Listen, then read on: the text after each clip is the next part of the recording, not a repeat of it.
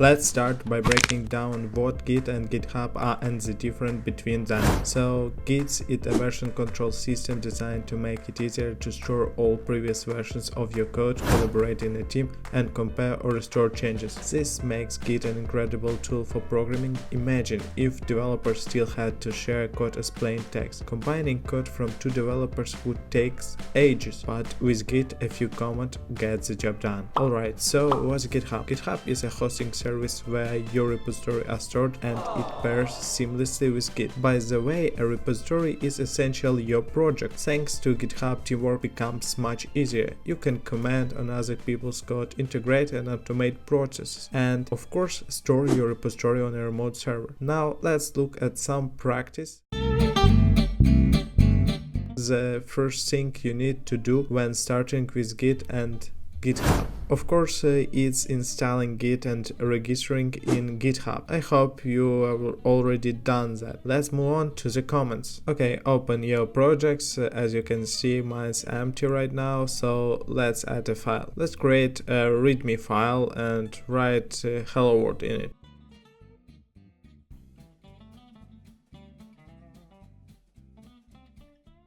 We have added a file, now let's upload it to our remote repository in GitHub. Head to GitHub and create a new repository. Let's make it private so no one knows what we are up to. Once the repository is created, GitHub provides instructions on how to push your project to the remote repo. In our terminal, the first command we will learn is git init. This command creates a local Git repository in your folder.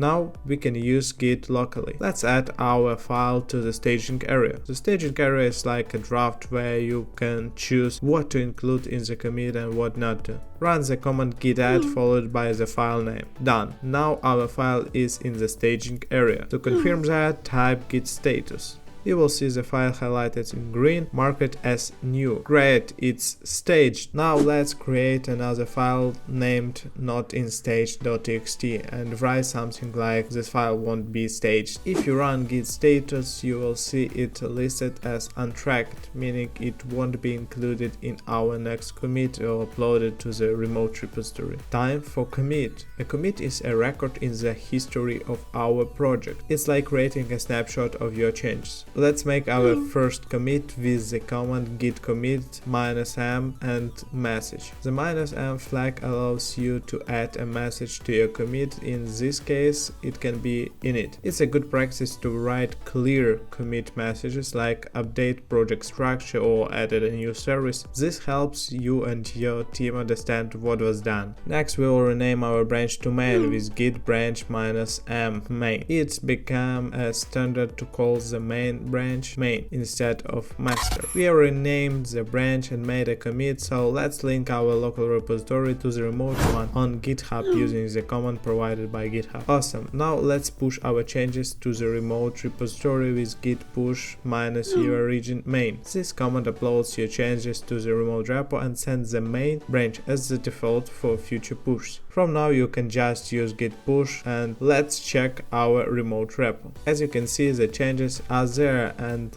the commit message is displayed next to the file. So next I want to show you how to work with branches, which is a common practice in real projects. Run git checkout -b followed by the branch name to create and switch to a new branch. Branch names often follow to the format feed, feature name or bug fix issue number. Let's name our branch like feature 1. If you will run this command without the -b flag, git checkout switch to an existing branch. With the -b flag, it's create and switch to a new branch. Now we are on the new branch. Let's add a file to the staging area. Rename the notinstage.txt file to stage.txt because it will be in our stage area, and update its content to indicate its stage. Add it to the staging area with git add stage.txt.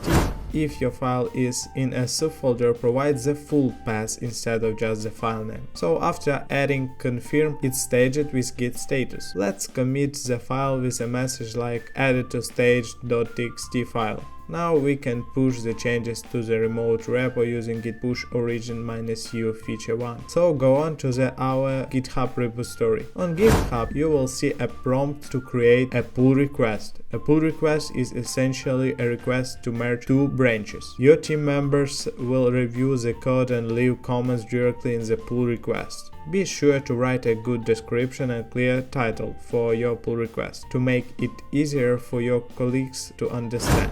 As you can see, we can add the reviewers, but for now I don't have any reviewers, and we can assign it can be you, because you make this pull request, and we can add some labels like bug, feature, etc. Click create pull request and it's done. Now let's imagine your team has reviewed the code and approved the changes. Merge the feature 1 branch into main by clicking merge pull request. Congrats, you know 60% of what you need to work with Git. I hope everything was clear. If you have any questions, drop them in the comments. If you enjoyed this video, don't forget to like it. Wishing you a great day and fun coding with Git.